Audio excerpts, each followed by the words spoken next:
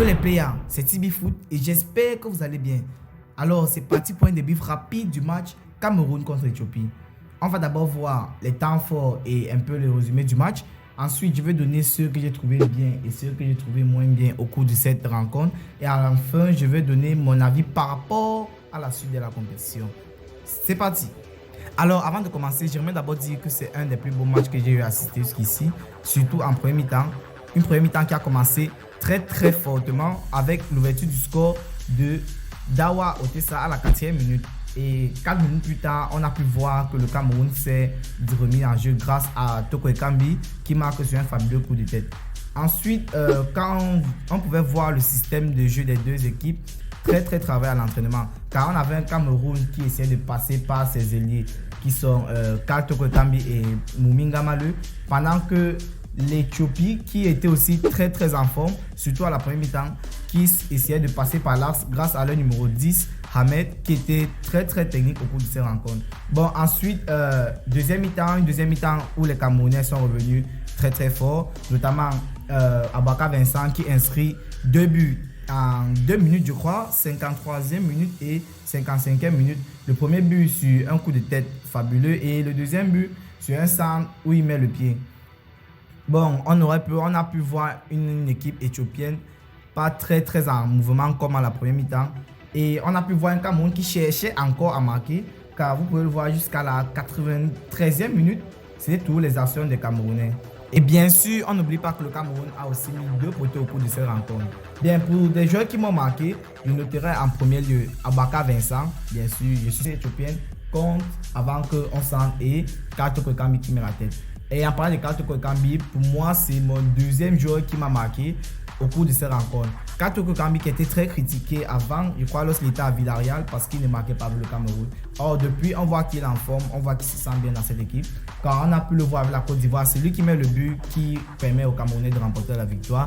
Et une fois de plus, il inscrit un doublé, cette fois-ci contre l'Éthiopie. Je pense qu'il est sacrément en forme. Et comme troisième joueur qui m'a beaucoup marqué et que je mets dans mon top 3, c'est Nou Tolo, Dorsa 25 Camerounais, le latéral gauche.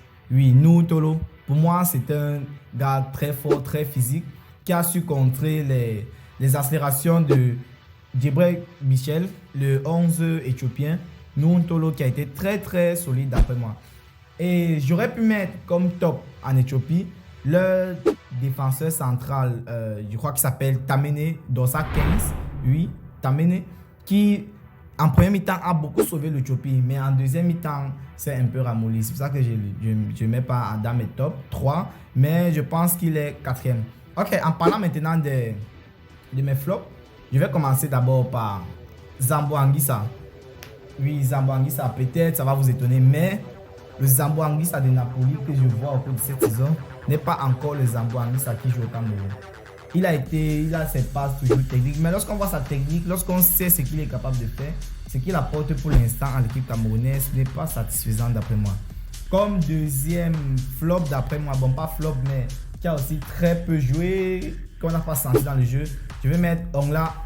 Pour moi, il n'a pas été très percutant dans le jeu, le numéro Dorsa 18 du Cameroun. Et en plus, il a écopé d'un jaune qui aurait pu sanctionner les Camerounais. Bon, comme troisième flop, je vais mettre le gardien éthiopien, Shanko, qui a été très négligent sur la tête de Abaka Vincent, qui d'après moi, il aurait pu prendre. Et j'aurais aussi aimé mettre comme flop, côté Cameroun, Onana, qui ici s'est un peu laissé aller en encaissant ce premier but. Bon, après, vous allez me dire qu'il s'est rattrapé. Bon, je ne pense pas trop, mais ok, on a fini avec nos tops et nos flops. Bon, pour la suite de la compétition, ce Cameroun que j'ai vu aujourd'hui sera très difficile à battre. Car non seulement ils sont à domicile, de 1, qui est d'abord un gros avantage, mais ils ont l'historique.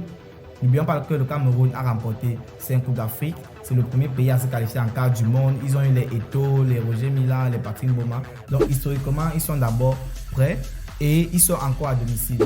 En plus de ça, ils ont les joueurs très techniques comme on a pu l'observer. J'ai nommé Abaka Vincent, Choupo-Moting qui était aussi un peu flou au cours de la rencontre.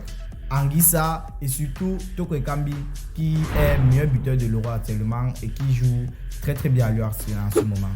Ok, et pour cette poule A, je verrai passer le Cameroun, bon, qui est même déjà qualifié, et je dirais le Burkina parce que le premier match était très très intéressant et surtout qu'ils ont fait nul contre l'Algérie lors des qualifications de la Coupe du Monde.